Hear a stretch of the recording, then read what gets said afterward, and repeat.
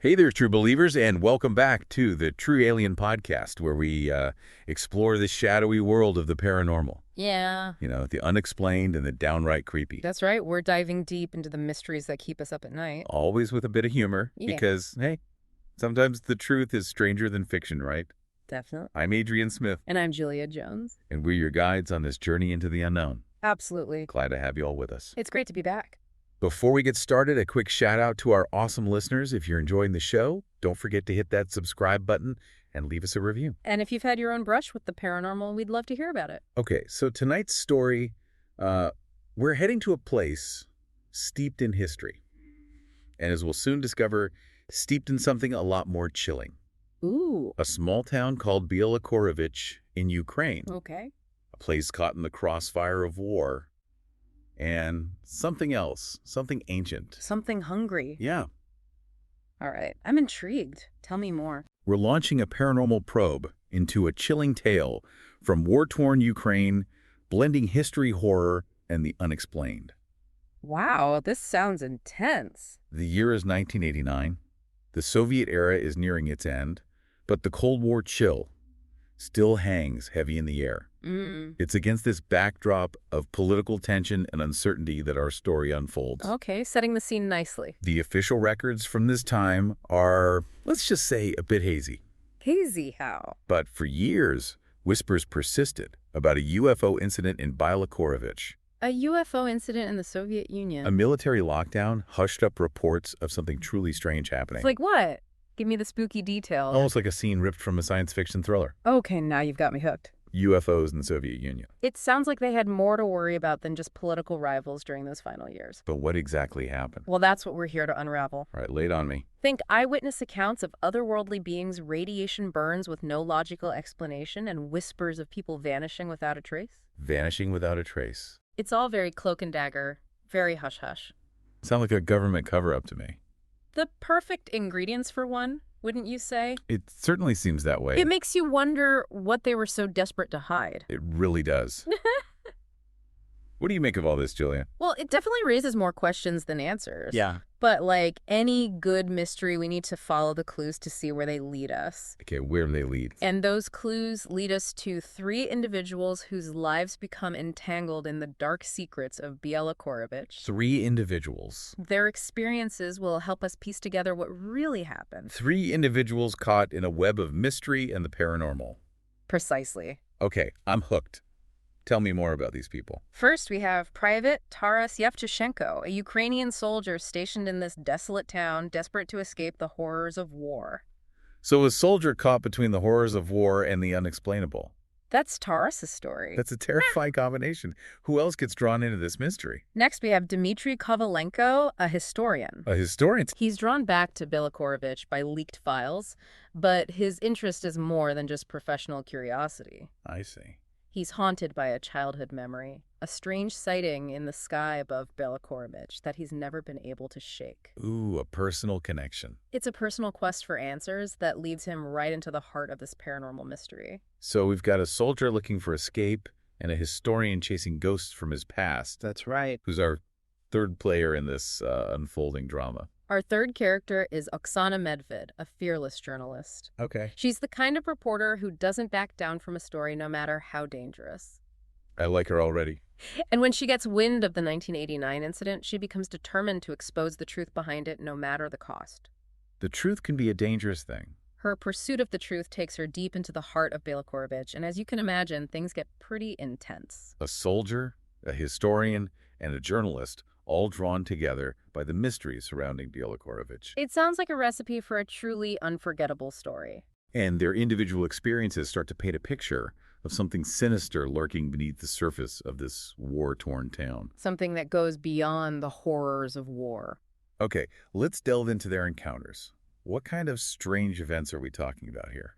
Well, our soldier Taras encounters something truly bizarre on a rooftop just before a sudden explosion throws him into chaos. A mysterious rooftop encounter and an explosion. It's a chilling experience that leaves him questioning his sanity and wondering if the real threat lies beyond the battlefield. That definitely sets the stage for a suspenseful story.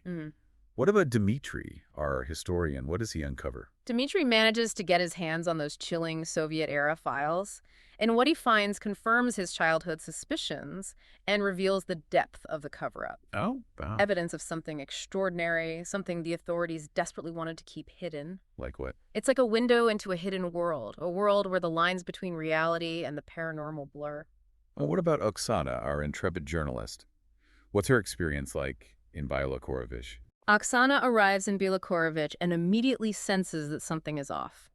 The atmosphere is heavy with fear, and the townspeople are clearly hiding something. Hiding what? Their silence speaks volumes about the horrors they've witnessed. Sounds like something straight out of a horror movie. It's as if the very air is charged with an unsettling energy. And to add another layer of intrigue to this story, we have Father Grigory, an Orthodox priest who becomes a central figure in this unfolding drama. Father Grigory. A priest. How does he fit in?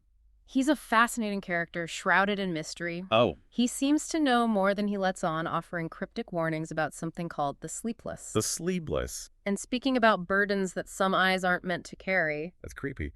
It sounds like he understands that something is stirring in Bialokorovich, something awakened by the chaos and fear of the war. That's exactly right.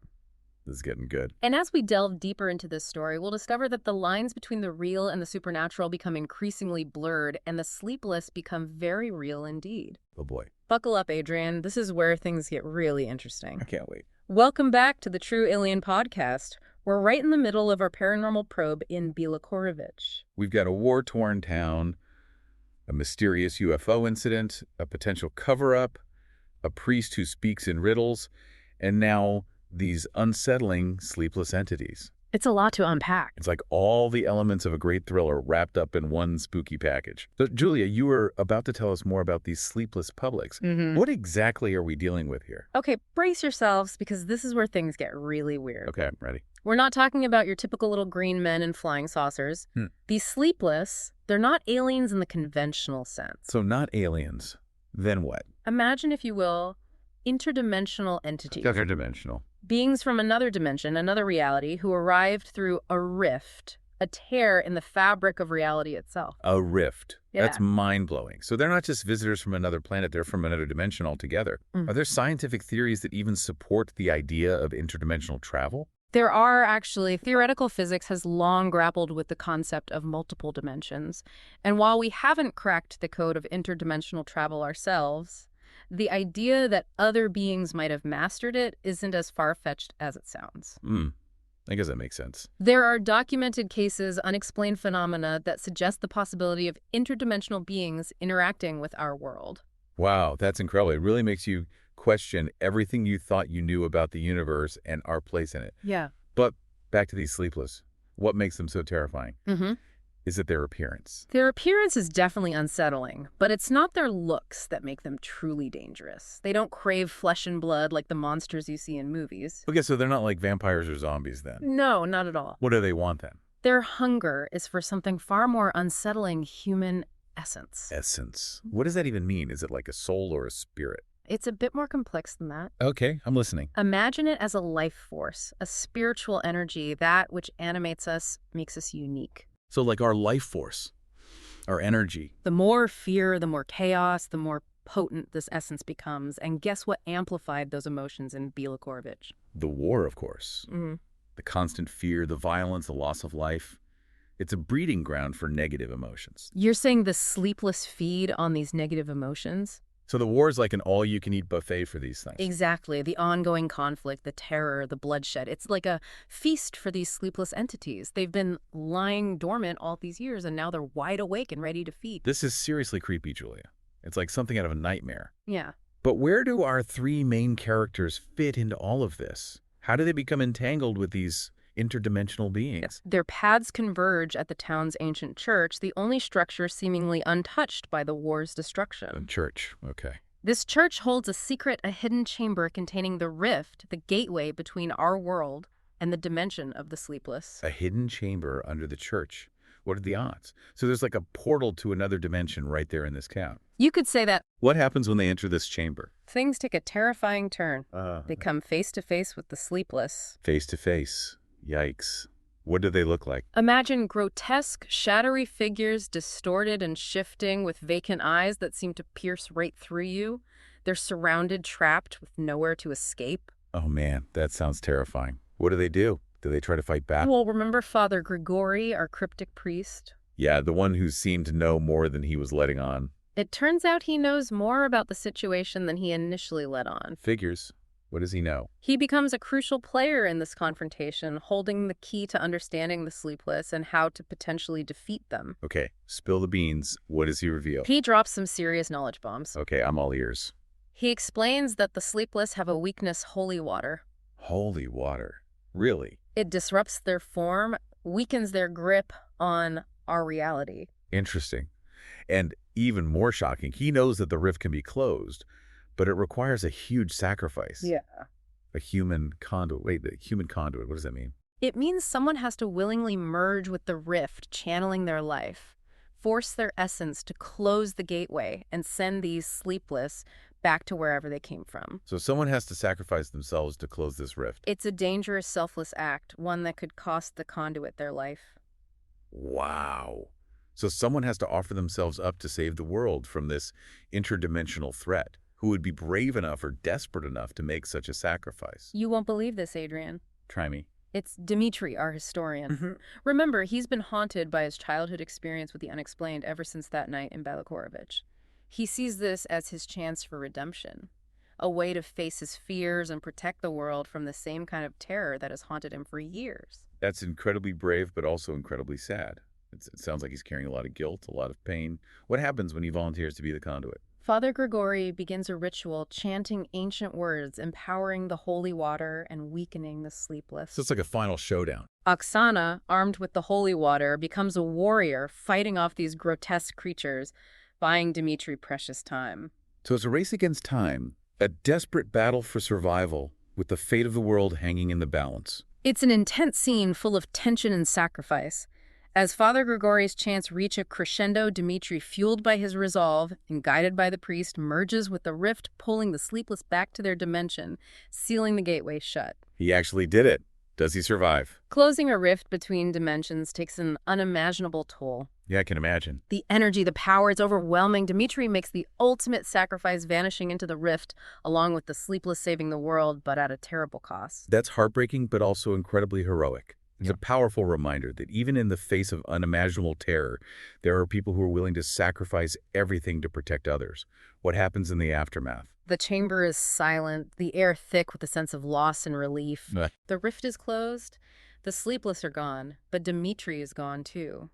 Only Oksana and Father Grigori remain forever marked by what they witnessed, by the sacrifice that saved them. Wow, what a powerful and tragic story. It makes you wonder about the thin line between our world and other dimensions, the forces that might be lurking just beyond our perception. What happens to Oksana and Father Grigori after this ordeal? Do they try to warn the world about the dangers that might still be out there? That's a question we'll explore when we return for the final part of our paranormal probe into the strange events of Balakorovich. Don't go anywhere. Welcome back, true believers, to the True Alien Podcast. We've been on quite a journey tonight, haven't we? We certainly have a war-torn town, a Soviet-era UFO cover-up interdimensional beings called the Sleepless, a heroic sacrifice, and a lingering sense of unease. It's a story that blends history, horror, and the unexplained in a way that makes you wonder just how much we really know about the universe and the forces that might be at play. It really does. So, Julia, after facing the Sleepless and witnessing Dmitri's sacrifice, what happens to Oksana and Father Grigori? Do they try to tell their story? To warn the world about the dangers lurking in places like Balakorovich? Oh, Oksana tries to. She's a journalist, after all. It's in her blood to uncover the truth and share it with the world. Right. But her words fall on deaf ears. So nobody believes her? Pretty much.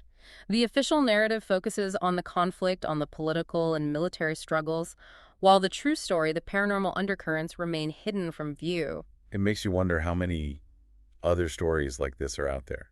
How many other truths are being silenced or ignored because they don't fit the accepted narrative? It's a sobering thought, but it also speaks to the importance of keeping an open mind, of questioning what we're told and seeking out the truth, even when it's hidden in the shadows. And what about Father Grigori? What becomes of him? He stays in Bielakorovich, tending to his flock, guarding the secrets of the church. And maybe keeping an eye out for those sleepless things. Perhaps watching for any signs of them returning. So he becomes a guardian of sorts. Yes, a lonely sentinel standing watch in a town haunted by the echoes of the paranormal.